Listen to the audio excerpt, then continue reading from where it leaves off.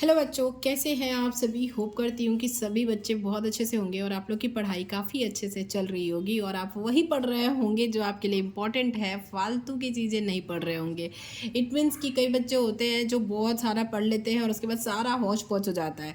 तो जी नहीं, आपको सिर्फ और सिर्फ ऐसी चीज़ें ही पढ़नी है जिसके आने के आपके एग्ज़ाम में काफ़ी ज़्यादा चांसेस है और आपको अच्छे मार्क्स दिला सकता है। ठीक है, तो मैं आप लोग के लिए लेकर आई हूँ आपके हिंदी के कुछ सारांश जो कि 5 नंबर में आता है। ठीक है, ये 5 नंबर में कुछ इम्पॉर्टेंट आपके सारांश हैं जो आपको पढ़ के ही जाने हैं और इनमें से ज़रूर आपको एग्ज़ाम में आपके पेपर में देखने को मिलेगा, इस बात की गारंटी है। ठीक है, तो चलो शुरू करते हैं।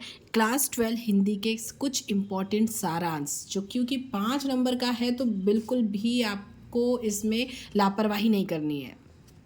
चलो, आपको सबसे पहले क्या देखना है। पहला हमारा क्या है, बहादुर।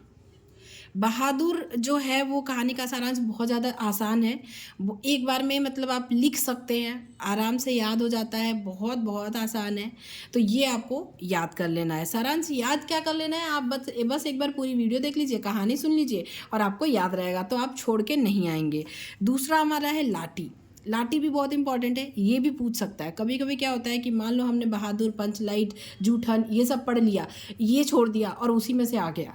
तो भाई छोड़ना किसी को नहीं है, एक सरसरी निगाह से एक कहानी के तौर पे आप सुन लो। बहादुर, लाठी, ये हमारा सेकंड नंबर इंपॉर्टेंट है। थर्ड, पंचलाइट, ये भी आपको पढ़ के जाना है, प्रिपेयर करके जाना है बिल्कुल। मतलब ये भी बहुत ज़्यादा इजी है। ये पंचलाइट की कहानी तो सभी सुना रहे हैं। तो एक पहला बहादुर, लाठी, पंचलाइट और हमारा चौथा क्या है, जूठन। तो इसका भी आपको सारांश मतलब इसकी भी कहानी ध्यान में रखनी है कि अगर आएगा तो उसके कुछ प्रमुख पात्रों के साथ उस छोटा सा कहानी आपको कुछ शब्दों में लिख देना है, जितना शब्द सीमा आपको दे। क्योंकि 5 नंबर का है तो मतलब वो अपने हिसाब से शब्द सीमा डिसाइड कर लेंगे, बहुत ज़्यादा नहीं होगी।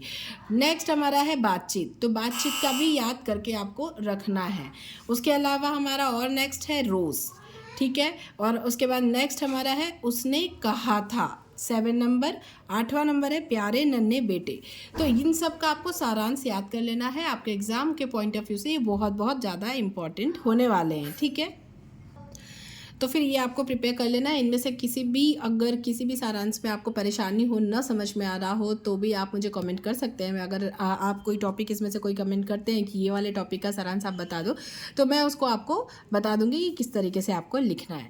तो ये सारा आप तैयार कर लीजिएगा। मैं मिलूंगी आप लोगों से फिर से अपनी अगली वीडियो में। तब तक के लिए all the best for exam और thanks for watching my video.